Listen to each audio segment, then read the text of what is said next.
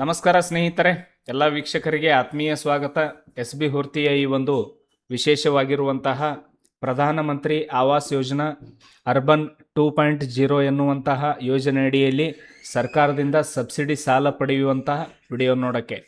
ಈ ಒಂದು PMAY ಯೋಜನೆ ಅಡಿಯಲ್ಲಿ ನೀವು ಆನ್ಲೈನಲ್ಲಿ ಅರ್ಜಿ ಹಾಕಿ ಆ ಅರ್ಜಿಯನ್ನು ಸಂಬಂಧಪಟ್ಟಂಥ ಬ್ಯಾಂಕ್ಗಳಿಗೆ ಕೊಟ್ಟರೆ ನಿಮಗೆ ಸಬ್ಸಿಡಿ ಸಿಗುತ್ತೆ. ಸೊ ಸ್ನೇಹಿತರೆ, ಹೊಸ ಮನೆ ಕಟ್ಟಡ ಮಾಡುವವರಿಗೂ ಕೂಡ ಸಬ್ಸಿಡಿ ಸಿಗುತ್ತೆ, ಹಾಗೂ ಹೊಸ ಮನೆ ಖರೀದಿ ಮಾಡುವವರಿಗೂ ಕೂಡ ಸಬ್ಸಿಡಿ ಸಿಗುತ್ತೆ. ಒಟ್ಟಿನಲ್ಲಿ ನೀವು ಸಬ್ಸಿಡಿ ಪಡೆಯಬೇಕಾದ್ರೆ ಈ ಒಂದು ಪ್ರಧಾನಮಂತ್ರಿ ಆವಾಸ್ ಯೋಜನಾ 2.0 ಎನ್ನುವಂತಹ ಈ ಒಂದು ವೆಬ್ಸೈಟಲ್ಲಿ ಆನ್ಲೈನಲ್ಲಿ ಅರ್ಜಿ ಹಾಕಬೇಕು.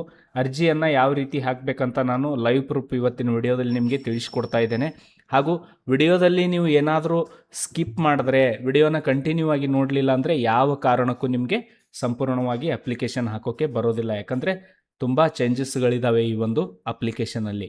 ಹಾಗಾದರೆ ಬನ್ನಿ, ಲೇಟ್ ಮಾಡೋದು ಬೇಡ. ಮೊದಲನೇದಾಗಿ ಸ್ನೇಹಿತರೆ, ಈ ಒಂದು ವೆಬ್ಸೈಟನ್ನು ಓಪನ್ ಮಾಡ್ಕೊಳ್ಳಿ. ನನ್ನ ವಿಡಿಯೋ ಕೆಳಗಡೆ ಡಿಸ್ಕ್ರಿಪ್ಷನ್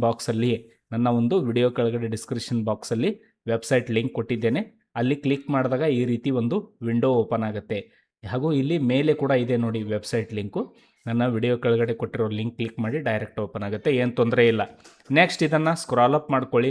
ಸ್ಕ್ರಾಲ್ ಅಪ್ ಮಾಡಿದ್ಮೇಲೆ ಇಲ್ಲಿ ಕ್ಲಿಕ್ ಟು ಪ್ರೊಸೀಡ್ ಅಂತ ಬರುತ್ತೆ, ಇದ್ರ ಮೇಲೆ ಕ್ಲಿಕ್ ಮಾಡ್ಕೊಳ್ಳಿ.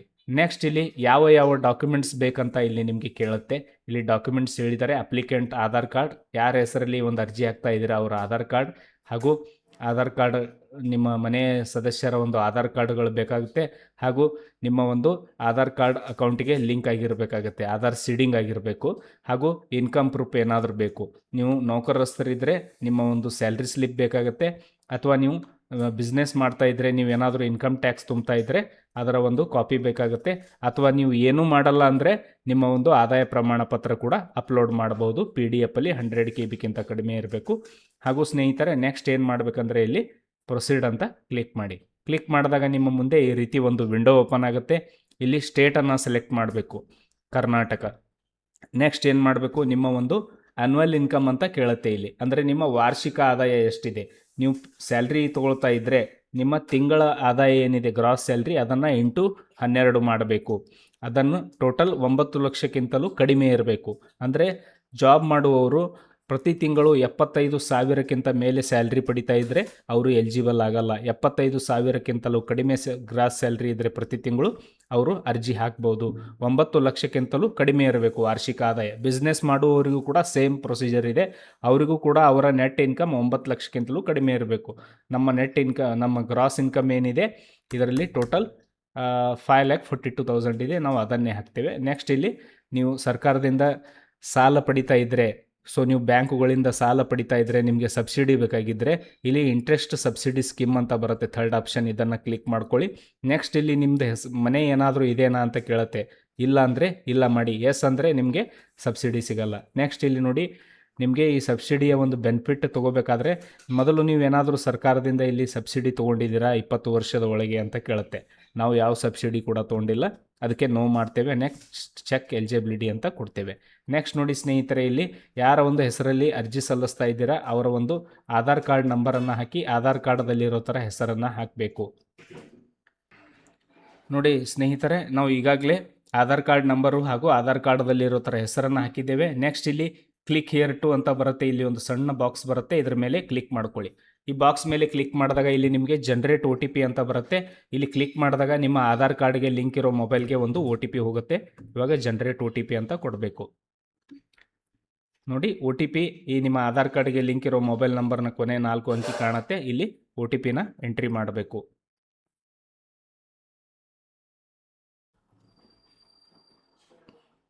ನಾವು ಇಲ್ಲಿ OTPನ ಹಾಕಿದ್ದೇವೆ. ಇವಾಗ ಸಬ್ಮಿಟ್ ಅಂತ ಕ್ಲಿಕ್ ಮಾಡ್ತೇವೆ. ಸಬ್ಮಿಟ್ ಅಂತ ಕ್ಲಿಕ್ ಮಾಡಿದಾಗ ಇಲ್ಲಿ ನಿಮ್ಮ ಮುಂದೆ ಒಂದು ವಿಂಡೋ ಓಪನ್ ಆಗುತ್ತೆ ಸ್ನೇಹಿತರೆ. ಇಲ್ಲಿ ವಿಂಡೋ ಓಪನ್ ಆದಾಗ ಮೊದಲನೇದಾಗಿ ಸ್ವಲ್ಪ ಗಮನವಿಟ್ಟು ಕೇಳಿ. ಇಲ್ಲಿ ಟೋಟಲ್ 5 ಸ್ಟೆಪ್ಗಳು ಬರ್ತವೆ. 5 ಸ್ಟೆಪ್ಪಲ್ಲಿ ಮೊದಲನೇ ಸ್ಟೆಪ್ಪು ಪರ್ಸನಲ್ ಡೀಟೇಲ್ಸು, ಎರಡನೇ ಸ್ಟೆಪ್ಪು ಫ್ಯಾಮಿಲಿ ಮೆಂಬರ್ ಡೀಟೇಲ್ಸು, ಮೂರನೇ step house hold details, address details, scheme details, home loan details ಅಂತ ಬರುತ್ತೆ.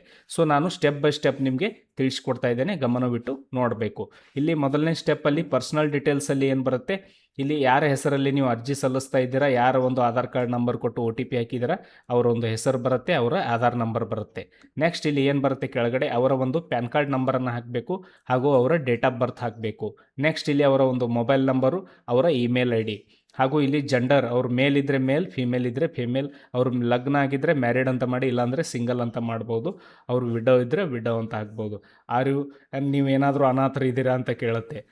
ಅನಾಥರಿದ್ದರೆ ಎಸ್ ಮಾಡಿ, ಇಲ್ಲಾಂದರೆ ನೋ ಮಾಡಿ. ನೆಕ್ಸ್ಟ್ ಇದನ್ನು ಮೇಲೆ ಸೆಲೆಕ್ಟ್ ಮಾಡ್ಕೊಳ್ಳಿ. ನೆಕ್ಸ್ಟ್ ಇಲ್ಲಿ ನೋಡಿ ಫಾದರ್ಸ್ ನೇಮ್ ಅಂತ ಬರುತ್ತೆ. ಇಲ್ಲಿ ಏನು ಅರ್ಜಿ ಹಾಕ್ತಾ ಇದ್ದೀರಾ ಅವರ ತಂದೆಯ ಹೆಸರು, ಅವರು ಜೀವಂತವಾಗಿದ್ದರೆ ಎಸ್ ಮಾಡಿ, ಇಲ್ಲಿ ಶ್ರೀ ಅಂತ ಮಾಡಿ ಅವರ ಒಂದು ಹೆಸರನ್ನು ಹಾಕಿ ಇಲ್ಲಿ ಅವರ ಆಧಾರ್ ಕಾರ್ಡ್ ನಂಬರ್ ಹಾಕಬೇಕು. ಇನ್ ಕೇಸ್ ಅವರು ಜೀವಂತ ಇಲ್ಲ, ಅವರು ಮರಣ ಹೊಂದಿದರೆ ಈ ಒಂದು ಅರ್ಜಿ ಸಲ್ಲಿಸುವವರ ತಂದೆ ಅಥವಾ ತಾಯಿ ಇಲ್ಲಿ ಲೇಟ್ ಅಂತ ಮಾಡಿ ಇಲ್ಲಿ ಅವರ ಹೆಸರು ಹಾಕಿ ಸಾಕು. ಇಲ್ಲಿ ಅವರ ಒಂದು ಆಧಾರ್ ನಂಬರ್ ಅವಶ್ಯಕತೆ ಇರೋದಿಲ್ಲ. ನೆಕ್ಸ್ಟ್ ಇಲ್ಲಿ ಅವರ ಮದರ್ ನೇಮ್ ಹಾಕಬೇಕು. ಇಲ್ಲಿ ಯಾರು ಅರ್ಜಿ ಸಲ್ಲಿಸ್ತಾ ಇದ್ದಾರೆ ಅವರ ಮದರ್ ನೇಮ್ ಹಾಕಿ, ಅವರಿದ್ದರೆ ಅವರ ಒಂದು ಮದರ್ ನೇಮ್ ಇಲ್ಲಿ ಶ್ರೀ ಅಂತ ಬರುತ್ತೆ, ಇಲ್ಲಿ ಸೆಲೆಕ್ಟ್ ಮಾಡಿ, ಇಲ್ಲಾಂದರೆ ಲೇಟ್ ಅಂತ ಹಾಕಿ ಅವರ ಮದರ್ ನೇಮನ್ನು ಹಾಕಿ ಇಲ್ಲಿ ಆಧಾರ್ ಕಾರ್ಡ್ ನಂಬರ್ ಹಾಕಬೇಕು. ಅವರು ಡೆತ್ ಆಗಿದ್ದರೆ ಆಧಾರ್ ಕಾರ್ಡ್ ನಂಬರ್ ತೊಗೊಳ್ಳಲ್ಲ, ಹೈಡ್ ಆಗಿಬಿಡುತ್ತೆ. ನೆಕ್ಸ್ಟ್ ಇಲ್ಲಿ ಅರ್ಜಿ ಸಲ್ಲಿಸುವವರ ಒಂದು ಹಸ್ಬೆಂಡ್ ನೇಮ್ನ ಹಾಕಬೇಕು ಹಾಗೂ ಅವರ ಆಧಾರ್ ಕಾರ್ಡ್ ನಂಬರನ್ನು ಹಾಕಬೇಕು. ನೆಕ್ಸ್ಟ್ ಇದಾದಮೇಲೆ ಇವರು ಕೆಲಸ ಏನು ಮಾಡ್ತಾರೆ ಅಂತ ಕೇಳುತ್ತೆ. ಇಲ್ಲಿ ಅನ್ಎಂಪ್ಲಾಯ್ಡ್ ಇದ್ದರೆ ಅನ್ಎಂಪ್ಲಾಯ್ಡ್ ಹಾಕಿ, ಅಥವಾ ಅವರು ಸ್ಯಾಲ್ರಿಡ್ ಇದ್ದರೆ ಸ್ಯಾಲ್ರಿಡ್ ಮಾಡಿ, ಬಿಸ್ನೆಸ್ ಇದ್ದರೆ ಬಿಸ್ನೆಸ್ ಸೆಲೆಕ್ಟ್ ಮಾಡ್ಕೊಳ್ಳಿ. ನೆಕ್ಸ್ಟ್ ಇಲ್ಲಿ ಕೇಳುತ್ತೆ ಆಕ್ಯುಪೇಷನ್ ಆಫ್ ಅಪ್ಲಿಕೆಂಟು, ಇಲ್ಲಿ ಅವರು ಏನು ಕೆಲಸ ಮಾಡ್ತಾ ಇಲ್ಲ ಅಂದರೆ ನೋ ವರ್ಕ್ ಮಾಡಿ. ನೆಕ್ಸ್ಟ್ ಇಲ್ಲಿ ಅವ್ರ ಧರ್ಮ ಕೇಳುತ್ತೆ, SC ST OBC ಹಿಂದೂ ಇವೆಲ್ಲ ಬರುತ್ತೆ, ಇಲ್ಲಿ ನೋಡ್ಬೋದು. ಇಲ್ಲಿ ಅವರ ಧರ್ಮನ ಸೆಲೆಕ್ಟ್ ಮಾಡ್ಕೊಳ್ಳಿ. ನೆಕ್ಸ್ಟ್ ಇಲ್ಲಿ ಅವರ ಕ್ಯಾಟಗರಿ ಸೆಲೆಕ್ಟ್ ಮಾಡ್ಕೊಳ್ಳಿ, ಅವರ ಎಜುಕೇಷನ್ ಎಷ್ಟಾಗಿದೆ ಅದನ್ನು ಸೆಲೆಕ್ಟ್ ಮಾಡ್ಕೊಳ್ಳಿ. ಇಲ್ಲಿ ಇದೆ ನೋಡಿ, ಸೊ ನಾನು ಫಿಲ್ ಮಾಡಿದ್ದೇನೆ. ನೆಕ್ಸ್ಟ್ ಇಲ್ಲಿ ಡು ಯು ಬಿಲಾಂಗ್ ಬೆನಿಫಿಷರಿ, ಇಲ್ಲಿ ನೋಡಿ ಏನು ಕೇಳುತ್ತೆ ಅಂದರೆ ಇಲ್ಲಿ PM Svanidhi, building and construction worker, anganwadi worker ಹಾಗೂ ಆರ್ಟಿಷಿಯನ್ ಅಂಡರ್ PM ವಿಶ್ವಕರ್ಮ ಅಥವಾ ಸಫಾಯಿ ಕರ್ಮಚಾರಿ ಸ್ಕೀಮ್ಗಳಲ್ಲಿ ಏನಾದರೂ ಲಾಭ ಪಡೆದಿದ್ದೀರಾ ಅಂತ ಕೇಳುತ್ತೆ. ನೀವು ಪಡೆದಿದ್ದರೆ ಎಸ್ ಮಾಡಬೇಕಾಗತ್ತೆ. ನಾವು ಯಾವ ಲಾಭ ಕೂಡ ಪಡೆದಿಲ್ಲ, ನೋ ಮಾಡಿ. ಇಲ್ಲಿ ನೆಕ್ಸ್ಟ್ ಏನು ಮಾಡಬೇಕು ಸ್ನೇಹಿತರೆ, ಸೇವ್ ಆ್ಯಂಡ್ ಕಂಟಿನ್ಯೂ ಕೊಡಬೇಕು. ಸೇವ್ ಆ್ಯಂಡ್ ಕಂಟಿನ್ಯೂ ಕೊಟ್ಟಾಗ ಇಲ್ಲಿ ನೆಕ್ಸ್ಟ್ ಸ್ಟೆಪ್ ನಿಮ್ಮ ಮುಂದೆ ಓಪನ್ ಆಗುತ್ತೆ, ಇಲ್ಲಿ ನೋಡ್ಬೋದು. ನೆಕ್ಸ್ಟ್ ಸ್ಟೆಪ್ ಬರುತ್ತೆ ಫ್ಯಾಮಿಲಿ ಮೆಂಬರ್ ಡೀಟೇಲ್ಸ್ ಅಂತ. ಈ ಫ್ಯಾಮಿಲಿ ಮೆಂಬರ್ ಡೀಟೇಲ್ಸಲ್ಲಿ ನೋಡಿ, ಮೊದಲನೇದಾಗಿ ಇಲ್ಲಿ ಅರ್ಜಿ ಸಲ್ಲಿಸಿದವರ ಹೆಸರು ಬೈ ಡಿಫಾಲ್ಟ್ ಆಗಿ ಬರುತ್ತೆ. ನೆಕ್ಸ್ಟ್ ಇಲ್ಲಿ ಅವರ ಗಂಡನ ಹೆಸರು ಬರುತ್ತೆ. ಗಂಡನ ಹೆಸರು ಬಂದಾಗ ಇಲ್ಲಿ ಎಡಿಟ್ ಆಪ್ಷನ್ ಕ್ಲಿಕ್ ಮಾಡಿ, ಇಲ್ಲಿ ಅವರ ಒಂದು ಡೇಟ್ ಆಫ್ ಬರ್ತು ಹಾಗೂ ಆಧಾರ್ ಕಾರ್ಡ್ ನಂಬರ್ ಹಾಕಬೇಕು. ಎಡಿಟ್ ಕ್ಲಿಕ್ ಮಾಡಬೇಕು, ಡಿಲೀಟ್ ಅಲ್ಲ, ಎಡಿಟ್ ಕ್ಲಿಕ್ ಮಾಡಬೇಕು. ನೆಕ್ಸ್ಟ್ ಇಲ್ಲಿ ಅವರ ಒಂದು ಆ್ಯಡ್ ಅಂತ ಆಪ್ಷನ್ ಬರುತ್ತೆ. ಆ್ಯಡಲ್ಲಿ ಈ ರೀತಿ ಆ್ಯಡ್ ಬರುತ್ತೆ. ಆ್ಯಡ್ ಕ್ಲಿಕ್ ಮಾಡಿದಾಗ ಇಲ್ಲಿ ಅವರ ಮನೆಯಲ್ಲಿರುವಂಥ ಸದಸ್ಯರು, ಮಗ ಇದ್ದರೆ ಅವರ ಮಗನ ಹೆಸರು ಹಾಕಬೇಕು. ನೆಕ್ಸ್ಟ್ ಇಲ್ಲಿ ಆ ಮಗನ ಒಂದು ಡೇಟ್ ಆಫ್ ಬರ್ತ್ ಹಾಕಬೇಕು, ಆಧಾರ್ ಕಾರ್ಡ್ದಲ್ಲಿ ಇರ್ತಾರೆ. ಇಲ್ಲಿ ಅನ್ಮ್ಯಾರಿಡ್ ಸನ್ ಅಂತ ತೊಗೋಬೇಕು, ಅಥವಾ ಡಾಟರ್ ಇದ್ದರೆ ಡಾಟರ್ ತೊಗೋಬೇಕು, ಅಥವಾ ಮತ್ತು ಬೇರೆ ಯಾರಾದರೂ ಇದ್ದರೆ ಅದನ್ನು ತೊಗೋಬೋದು. ನೆಕ್ಸ್ಟ್ ಮೇಲ್ ಅಂದರೆ ಮೇಲ್ ಹಾಕಿ, ಫಿಮೇಲ್ ಇದ್ದರೆ ಫಿಮೇಲ್ ಹಾಕಿ, ಅವರ ಆಧಾರ್ ನಂಬರ್ ಹಾಕಿ ಇಲ್ಲಿ ಆ್ಯಡ್ ಅಂತ ಕೊಟ್ಟಾಗ ಆಟೋಮೆಟಿಕ್ಕಾಗಿ ಆಧಾರ್ ಕಾರ್ಡಲ್ಲಿ ಇರೋ ಡೀಟೇಲ್ಸ್ ಫೇಚ್ ಆಗುತ್ತೆ. ನೆಕ್ಸ್ಟ್ ಮತ್ತೆ ಯಾರಾದರೂ ಒಬ್ಬ ಸದಸ್ಯನ ಹೆಸರು ಸೇರ್ಪಡೆ ಮಾಡಬೇಕಾದ್ರೆ ಮತ್ತೆ ಇಲ್ಲಿ ಆ್ಯಡ್ ಅನ್ನೋ ಬಟನ್ನ ಕ್ಲಿಕ್ ಮಾಡಬೇಕು. ಮತ್ತೆ ಅವರ ಹೆಸರನ್ನು ಹಾಕಿ, ಸದಸ್ಯರು ಎಷ್ಟು ಜನ ಇರ್ತಾರೆ ನಿಮ್ಮ ಒಂದು ಮನೆಯಲ್ಲಿ ಅಂದರೆ ನಿಮ್ಮ ಮಕ್ಕಳು, ಇಲ್ಲಿ ಅರ್ಜಿ ಸಲ್ಲಿಸುವವರ ಗಂಡ ಮಕ್ಕಳ ಒಂದು ಆಧಾರ್ ಕಾರ್ಡ್ ನಂಬರನ್ನು ಹಾಕಿ, ಇಲ್ಲಿ ಸೇಮ್ ಆ್ಯಸ್ ಇಟ್ ಈಸ್ ಅವ್ರು ಏನಾಗಬೇಕು ಅದನ್ನು ಸೆಲೆಕ್ಟ್ ಮಾಡಿ, ಅವರು ಮೇಲ್ ಫಿಮೇಲ ಅಥವಾ ಅವರ ಆಧಾರ್ ನಂಬರು, ಅವ್ರ ಕೆಲಸ ಏನು ಮಾಡ್ತಾ ಇದ್ದಾರೆ ಅದನ್ನು ಇಲ್ಲಿ ಸೆಲೆಕ್ಟ್ ಮಾಡಿ ಏನು ಮಾಡಬೇಕು ಸ್ನೇಹಿತರೆ, ಸೇವ್ ಆ್ಯಂಡ್ ಕಂಟಿನ್ಯೂ ಕೊಡಬೇಕು. ನೆಕ್ಸ್ಟ್ ಇಲ್ಲಿ ಹೌಸ್ ಹೋಲ್ಡ್ ಡೀಟೇಲ್ಸ್ ಅಂತ ಬರುತ್ತೆ. ಇಲ್ಲಿ ಬಹಳ ಇಂಪಾರ್ಟೆಂಟ್ ಆಗಿರುವಂಥ ಒಂದು ಪ್ರೊಸೀಜರ್ ಇದೆ. ಇಲ್ಲಿ ಏನು ಮಾಡಬೇಕು, ಇಲ್ಲಿ ಅವರ ವಾರ್ಷಿಕ ಆದಾಯ ಬಂದಿರುತ್ತೆ. ಇಲ್ಲಿ PDF ಚೂಸ್ ಫೈಲ್ ಅಂತ ಬರುತ್ತೆ. ಅವರ ಒಂದು ಆದಾಯಕ್ಕೆ ಸಂಬಂಧಪಟ್ಟಂತೆ ಅವರ ಸ್ಯಾಲ್ರಿ ಸ್ಲಿಪ್ ಇದ್ದರೆ ಸ್ಯಾಲ್ರಿ ಸ್ಲಿಪ್ ಅಪ್ಲೋಡ್ ಮಾಡಬೇಕು. ಸ್ಯಾಲ್ರಿ ಸ್ಲಿಪ್ ಇಲ್ಲ ಅಂದರೆ ಅವರ ಒಂದು ITR ಕಾಪಿ ಏನಿದೆ ಅದನ್ನು ಇಲ್ಲಿ ಅಪ್ಲೋಡ್ ಮಾಡಬೇಕು. ITR ಕಾಪಿ 100 KB ಕಡಿಮೆ ಇರಬೇಕು ಸ್ನೇಹಿತರೆ. ಅದನ್ನು ಇಲ್ಲಿ ಓಪನ್ ಅಂತ ಕೊಟ್ಟಾಗ ಇಲ್ಲಿ ITR ಕಾಪಿ ಅಪ್ಲೋಡ್ ಮಾಡಬೇಕು. ಇಲ್ಲಿ ಕ್ಲಿಕ್ ಮಾಡಿದಾಗ ITR ಕಾಪಿ ಅಪ್ಲೋಡ್ ಆಗುತ್ತೆ. ಸೊ ಅಪ್ಲೋಡ್ ಆದಮೇಲೆ ಇಲ್ಲಿ ಏನು ಮಾಡಬೇಕು, ನೆಕ್ಸ್ಟ್ ನೀವು ಇಲ್ಲಿ ನಂಬರ್ ಆಫ್ ಇಯರ್ಸ್ ಅಂತ ಬರುತ್ತೆ. ಇಲ್ಲಿ ಎಷ್ಟು ವರ್ಷದಿಂದ ಇದ್ದಾರೆ ಇವರು ಅಂತ ಕೇಳುತ್ತೆ. ಇಲ್ಲಿ ಸುಮಾರು 3 ರಿಂದ 5 ವರ್ಷ ಮಾಡಿ ನೆಕ್ಸ್ಟ್ ಸೇವ್ ಅಂತ ಕೊಡಬೇಕು. ಕೊಟ್ಟಾಗ ಇಲ್ಲಿ ನೆಕ್ಸ್ಟ್ ಏನು ಬರುತ್ತೆ, ಅವರ ಒಂದು address details, present address and contact details ಇದೆಯಲ್ಲ, ಇಲ್ಲಿ ನಿಮ್ಮ ಒಂದು ಮುನ್ಸಿಪಾಲ್ಟಿ ನೇಮ್ ಬರುತ್ತೆ, ಅದನ್ನೇ ಸೆಲೆಕ್ಟ್ ಮಾಡ್ಕೊಳ್ಳಿ. ಹಾಗೂ ಇಲ್ಲಿ ಪರ್ಮನೆಂಟ್ ಅಡ್ರೆಸ್ಸಲ್ಲಿ ನಿಮ್ಮ ವಿಲೇಜ್ ಅಡ್ರೆಸ್ಸನ್ನು ಹಾಕಿ. ನೆಕ್ಸ್ಟ್ ಇಲ್ಲಿ ನೀವು ಯಾವ ಒಂದು ಜಾಗದಲ್ಲಿ ಮನೆ ಕಟ್ಟಡ ಮಾಡ್ತಾ ಇದ್ದೀರಾ ಅದರ ಒಂದು ಡೀಟೇಲ್ಸನ್ನು ಹಾಕಿ. ಇಲ್ಲಿ ಆ ಒಂದು ಮುನ್ಸಿಪಾಲ್ಟಿಯಲ್ಲಿ ಅಂದರೆ ಇದು ಯಾವ ರೀತಿ ಇದೆ ಅಂದರೆ ಸ್ನೇಹಿತರೆ, ಇದು ಹಳ್ಳಿಗಳಲ್ಲಿ ಅರ್ಜಿ ಸಲ್ಲಿಸೋಕ್ಕೆ ಬರೋದಿಲ್ಲ ಈ ಒಂದು ಸ್ಕೀಮ್ಗೆ. ಹಳ್ಳಿಗಳಲ್ಲಿರುವಂಥ ಪ್ಲಾಟ್ಗೆ, ಹಳ್ಳಿಗಳಲ್ಲಿರುವಂಥ ಮನೆಗಳಿಗೆ ಇದು ಕೇವಲ ಮುನ್ಸಿಪಾಲ್ಟಿ ಏರಿಯಾದಲ್ಲಿ ಹಾಗೂ ಸಿಟಿ ಮುನ್ಸಿಪಾಲ್ಟಿ ಹಾಗೂ ಮುನ್ಸಿಪಲ್ ಕಾರ್ಪೊರೇಷನು ಇಂಥ ಹಾಗೂ ಬೃಹತ್ BBMP ವ್ಯಾಪ್ತಿ ಈ ರೀತಿ ಅರ್ಬನ್ ಅಂತ ಅಂದರೆ ಇಲ್ಲಿ ಅರ್ಬನ್ ನಗರಗಳ ಪ್ರದೇಶಗಳಲ್ಲಿ ಮಾತ್ರ ಸಲ್ಲಿಸೋಕ್ಕೆ ಸಾಧ್ಯ.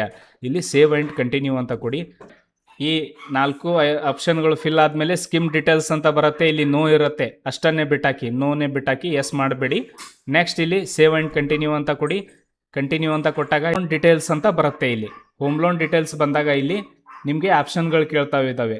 ನಿಮ್ಮ ಯಾವ ಬ್ಯಾಂಕ್ಗಳಿದ್ದಾವೆ ನಿಮ್ಮ ಗ್ರಾಮದಲ್ಲಿ ಅಥವಾ ನಿಮ್ಮ ತಾಲೂಕಿನಲ್ಲಿ ಯಾವ ಬ್ಯಾಂಕ್ಗಳಿದ್ದಾವೆ ಆ ಒಂದು ಬ್ಯಾಂಕ್ಗಳ ಹೆಸರನ್ನು ಸೆಲೆಕ್ಟ್ ಮಾಡ್ಕೊಳ್ಳಿ. ನೀವು ಅಲ್ಲಿ ಇಲ್ಲಿ ತಗೋಬೇಕಂತ ಏನು ತೊಂದರೆ ಇಲ್ಲ. ಯಾವುದಾದ್ರೂ ಬ್ಯಾಂಕ್ ಇದ್ದರೆ ಆ ಬ್ಯಾಂಕ್ನ ಒಂದು ಹೆಸರನ್ನು ನೀವು ಸೆಲೆಕ್ಟ್ ಮಾಡ್ಕೋಬೋದು. ಎಕ್ಸಾಂಪಲ್ಗೆ ನೋಡಿ, ಇವಾಗ ನಾವು ಸ್ಟೇಟ್ ಬ್ಯಾಂಕ್ ಇರ್ಬೋದು. ನೆಕ್ಸ್ಟ್ ನೋಡಿ ಇಲ್ಲಿ ಬ್ಯಾಂಕ್ ಆಫ್ ಬರೋಡಾ. ಇಲ್ಲಿ ಬ್ಯಾಂಕ್ ಆಫ್ ಬರೋಡಾದಲ್ಲಿ ಹೋಗಬೇಕಾದ್ರೆ ಇಲ್ಲಿ ಬರೋಡಾ ಬ್ಯಾಂಕ್ ಅಂತ ಬರುತ್ತೆ, ಅದನ್ನು ಸೆಲೆಕ್ಟ್ ಮಾಡ್ಕೊಳ್ಳಿ. ನೆಕ್ಸ್ಟ್ ಇಲ್ಲಿ ಕೆನರಾ ಬ್ಯಾಂಕು. ನಿಮಗೆ ನಿಮ್ಮ ಹತ್ತಿರ ಯಾವ ಬ್ಯಾಂಕ್ ಇದೆ ಆ ಬ್ಯಾಂಕನ್ನು ನೀವು ಟೋಟಲ್ 5 ಬ್ಯಾಂಕ್ಗಳನ್ನು ಸೆಲೆಕ್ಟ್ ಮಾಡ್ಕೋಬೋದು ನೀವು ಇಲ್ಲಿ. ಅಂದರೆ ಆ 5 ಬ್ಯಾಂಕ್ಗಳಲ್ಲಿ ನೀವು ಲೋನ್ ಪಡೆದಿದ್ರೆ ಈ ಯಾವುದಾದ್ರೂ 5 ಬ್ಯಾಂಕ್ಗಳ ಹೆಸರು ಹಾಕಿ. ಹಾಗೇನಿಲ್ಲ ಇದೇ 5 ಬ್ಯಾಂಕ್ಗಳಲ್ಲಿ ಲೋನ್ ತೊಗೋಬೇಕಂತ ಏನು ಕಂಡೀಷನ್ ಇಲ್ಲ.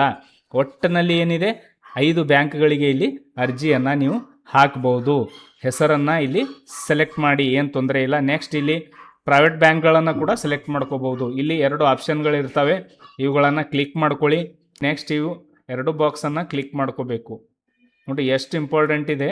ಈ 2 ಬಾಕ್ಸ್ ಕ್ಲಿಕ್ ಮಾಡಿದಾಗ ಇಲ್ಲಿ ಕೆಲವೊಂದು ಇನ್ಫಾರ್ಮೇಷನ್ ಕೇಳುತ್ತೆ ನಿಮಗೆ. ಈ ಇನ್ಫಾರ್ಮೇಷನನ್ನು ಈ ರೀತಿ ಸ್ಕ್ರಾಲ್ ಅಪ್ ಮಾಡಿ ಇಲ್ಲಿ ಕ್ಯಾನ್ಸಲ್ ಮಾಡ್ಕೊಳ್ಳಿ. ಇಲ್ಲೂ ಕೂಡ ನಿಮಗೆ ಈ ರೀತಿ ಪ್ರೊಸೆಸ್ ಆಗಿ ಫೈನಲ್ ಸೇವ್ ಅಂತ ಬರುತ್ತೆ. ಇಲ್ಲಿ ಸೇವ್ ಕೊಡಬೇಕು. ಇಲ್ಲಿ ಓಕೆ ಅನ್ನೋ ಬಟನ್ನ ಕ್ಲಿಕ್ ಮಾಡ್ಕೊಳ್ಳಿ. ಕ್ಲಿಕ್ ಮಾಡಿದಾಗ ಸ್ನೇಹಿತರೆ ನಿಮಗೆ ಇಲ್ಲಿ thank you for applying PMAY ಅಂತ ಬರುತ್ತೆ. ಇಲ್ಲಿ ನಿಮ್ಮ ಒಂದು ಅಪ್ಲಿಕೇಶನ್ ನಂಬರ್ ಬರುತ್ತೆ, ಇದನ್ನು ಕಾಪಿ ಮಾಡ್ಕೋಬೇಕು ನೀವು. ಈ ಒಂದು ಅಪ್ಲಿಕೇಶನ್ ನಂಬರನ್ನು ಕಾಪಿ ಮಾಡಿ ಓಕೆ ಅಂತ ಕೊಡಿ. ಓಕೆ ಅಂತ ಕೊಟ್ಟಾಗ ಇಲ್ಲಿ ನಿಮ್ಮ ಒಂದು ಅಪ್ಲಿಕೇಶನ್ ಸಕ್ಸಸ್ಫುಲ್ಲಾಗಿ ಸಬ್ಮಿಟ್ ಆಯಿತು. ಇವಾಗ ಇದನ್ನು ಪ್ರಿಂಟ್ ಅಂತ ಕೊಡಿ. ಏನಿದೆ ನೀವು ಯಾವ ಬ್ಯಾಂಕ್ಗಳಲ್ಲಿ ಲೋನ್ ಪಡಿಬೇಕಂತ ಯೋಚನೆ ಮಾಡಿದ್ದೀರಾ ಸಬ್ಮಿಟ್ ಮಾಡಬೇಕು. ಈ ರೀತಿ ಒಂದು ಅಪ್ಲಿಕೇಶನ್ ನಿಮಗೆ ಪ್ರಿಂಟ್ ಆಗಿ ಬರುತ್ತೆ. ಈ ಅಪ್ಲಿಕೇಶನಲ್ಲಿ ನೀವು ತುಂಬಿರುವಂಥ ಎಲ್ಲ ಮಾಹಿತಿ ಇಲ್ಲಿ ಶೋ ಆಗುತ್ತೆ. ಈ ಅಪ್ಲಿಕೇಶನಲ್ಲಿ ನಿಮ್ಮ ಒಂದು ಸೈನ್ ಮಾಡಿಬಿಟ್ಟು ಈ ಅಪ್ಲಿಕೇಶನನ್ನು ಒಯ್ದು ಯಾವ ಬ್ಯಾಂಕಲ್ಲಿ ಲೋನ್ ಪಡಿತಾ ಇದ್ದೀರಾ ಆ ಬ್ಯಾಂಕ್ಗೆ ಸಬ್ಮಿಟ್ ಮಾಡಿದಾಗ ನಿಮ್ಮ ಅಪ್ಲಿಕೇಶನ್ ಇಲ್ಲಿ ಸಕ್ಸಸ್ಫುಲ್ಲಾಗಿ ಸಬ್ಮಿಟ್ ಆಗಿರುತ್ತೆ. ಇದರ ಒಂದು ಸ್ಟೇಟಸನ್ನು ಯಾವ ರೀತಿ ಚೆಕ್ ಮಾಡಬೇಕಂತ ಆಲ್ರೆಡಿ ನಾನು ವಿಡಿಯೋ ಮಾಡಿದ್ದೇನೆ. ಆ ವಿಡಿಯೋ ಕೂಡ ಈ ಒಂದು ವಿಡಿಯೋ ಕೆಳಗಡೆ ಡಿಸ್ಕ್ರಿಪ್ಷನ್ ಬಾಕ್ಸಲ್ಲಿದೆ. ಆ ಸಬ್ಸಿಡಿ ಬಂದು ನಿಮಗೆ ಜಮಾ ಆಗಿದೆ ಇಲ್ಲ ಅಂತ ಅದು ಕೂಡ ನೀವು ಚೆಕ್ ಮಾಡಿ ನೋಡ್ಬೋದು. ಸೊ ಸ್ನೇಹಿತರೆ, ಇದಕ್ಕೋಸ್ಕರ ಈ ಒಂದು ವಿಡಿಯೋ ಮಾಡಿ ನಿಮಗೆ ತಿಳಿಸಿದ್ದೇನೆ. ವಿಡಿಯೋ ನೋಡಿದ್ದಕ್ಕಾಗಿ ಎಲ್ರಿಗೂ ತುಂಬ ಧನ್ಯವಾದಗಳು. ದಯವಿಟ್ಟು ಚಾನಲ್ನ ಸಬ್ಸ್ಕ್ರೈಬ್ ಮಾಡಿ ಹಾಗೂ ಈ ಒಂದು ವಿಡಿಯೋನ ಎಲ್ರಿಗೂ ಶೇರ್ ಮಾಡಿ.